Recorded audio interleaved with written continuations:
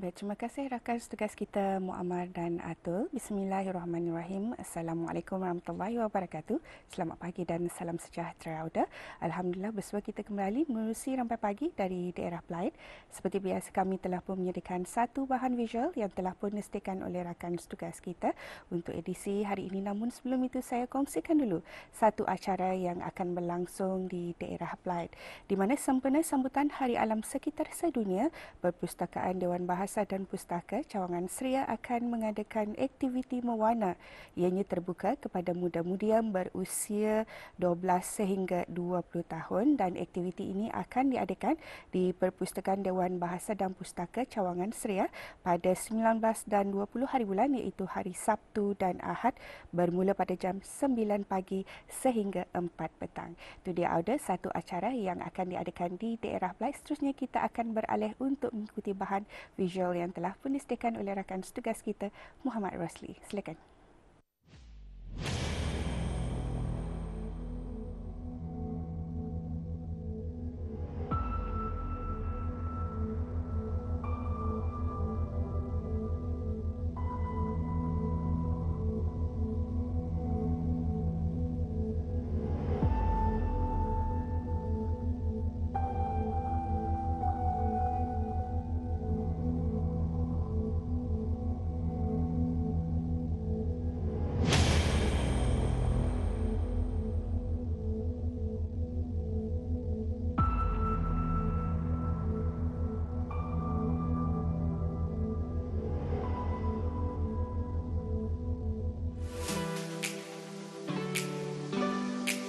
Hobi juga membolehkan kita memanfaatkan masa lapang dengan melakukan hobi yang kita suka.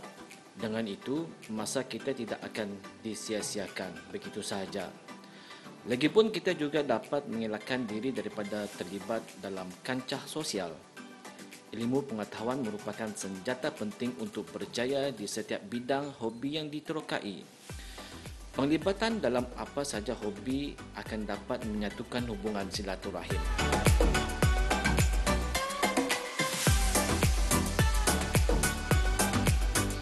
Kerja amal yang pernah kami buat iaitu semasa di Kampung Lembunen, iaitu menyerahkan seperti misi bantuan kepada orang yang memerlukan. Jadi perancangan yang sudah dirancang kami pada sehingga hari ini, mungkin insya-Allah di tahun yang akan datang akan membuat misi bantuan, iaitu seperti menyampaikan atau derma kepada orang-orang yang memerlukan seperti anak yatim. Setelah saya beraksi balik lah, kira main balik setelah berhenti main balik hobi ni. Hobi, yes, it's coming hobi dah. So kira continue with the and then until now lah. 2021. Ya. Yeah. Hobi saya ni dari kecil lah. So memang passion ni memang dari kecil lagi sampai ke besar lah. So dengan hobi ni ya. Of course kereta. Okay. Also we all minat music ya. So bike. Tapi most of it ya we are car lah. As a car community hobi ya. Dulu pernah dari tahun 1998 dulu. Pernah ikut show juga. Okay. Masa tu baru-baru berjinak lah. Satu habis itu banyak lama sudah banyak sudah yang diikuti lah. Tapi setelah tu saya berhenti and then now baru main balik. And then last masa 2020 masa Borneo Custom Show di Brunei. Untuk menjadi part of car punya komiti. And then from myself pun aku minat kereta dari dulu, tapi nada haluan yang lurus untuk aku masuk menjerumus dalam tim-tim kereta ni, which is banyak mengajar cara-cara macam mana menghandle kereta and then apa aktiviti orang yang minat kereta ni. So in term of macam silaturahim kami and then committee and then charity, kami buat charity and then apa lagi yang perkara yang baik-baik kami dapat buat untuk membantu rakyat di Brunei ni. And then orang-orang di luar sana menganggap car committee ni bukan negatif tapi positif semua. So we try to change people mindset untuk menerima semua kereta peminat-peminat kereta ni, and then especially macam Kebian Katakana, Tim Leasing and then others yang memfightkan barangan ni. So we bring this car committee untuk higher level lah. Dan kalau boleh dapat macam we become macam tourism. Zaman yang serba canggih, melalui platform media sosial, mereka membuat mini video memperkenalkan peniaga kecil dan sederhana melalui Instagram dan sebagainya. Inilah cara mereka melalui hobi menjurus kepada silaturahim, membantu kepada golongan yang memerlukan, baik daripada segi tenaga, buah fikiran dan derma yang digumpul dari ahli-ahli mereka. Terdapat banyak keistimewaan menjaga silaturahim. Contohnya, kita akan dapat keredaan Allah SWT.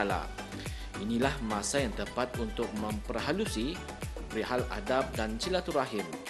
Menjaga silaturahim adalah perihal yang sangat dituntut dalam agama Islam untuk mendapatkan rahmat Allah SWT serta menyuburkan perhubungan sesama manusia. Allah menjanjikan ganjaran besar untuk orang yang sentiasa menjaga silaturahim.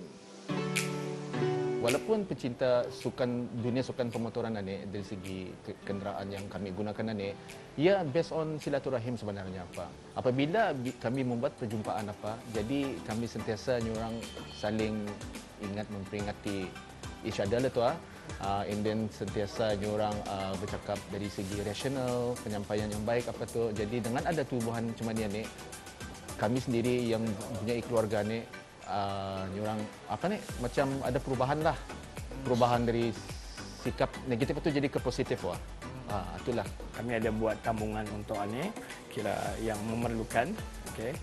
Bukan untuk memberi apa-apa, cuma mengurangi bebannya saja.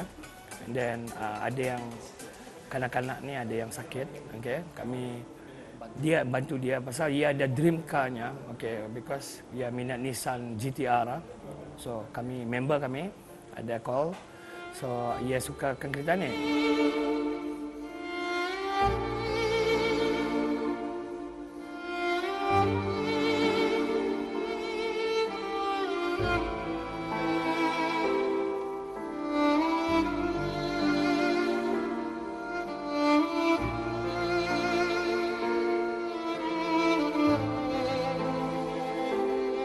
They love cars. Macam kita ni dulu masa kita ni kecil-kecil, kita ni mainan kereta kan. So sudah besar kita ni merealisasikan impian kita itu menjadi sebuah yang meminat kereta, dan ada kereta yang kita ni minat juga masuk.